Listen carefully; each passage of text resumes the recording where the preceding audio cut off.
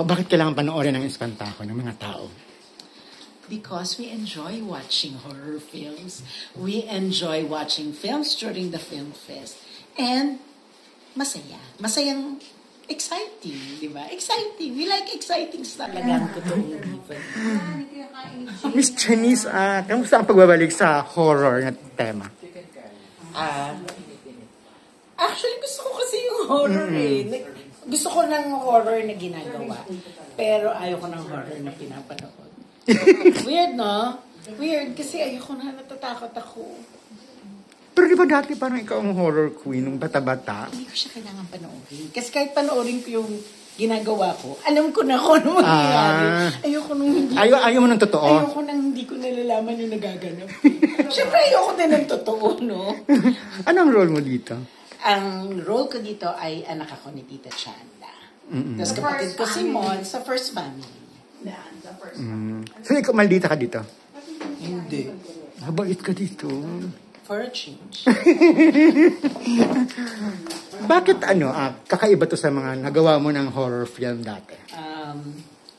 Masanay kasi na nakikita ako na may monster o may creature na kinatatakutan. Dito parang may spiritual forces na hindi mo alam. O, diba? Di ba sa nakakatakot yun yung hindi mo nakikita? Malalim ba masyado? Sabi ni Miss Lore, kamusta katrabaho ang mga Judean, Miss Lore na? Okay naman, masarap. Si LT, marami siyang pa-food. Lagi, kaya sobrang sarap. Si Tita Chandes, I enjoy working with her because lagi kaming, I've worked with her many times in the past. So, marami kaming kwento together. Si Juday, syempre, kasi, di ba, parang lumaki kami sa parehong genre. So, nagkakaintindihan kami. Kahit hindi ko naman siya nakakasama sa tent. Kahit sa set lang, nagkakakwentuhan ng konti. Oo naman, masaya naman. Walang diva?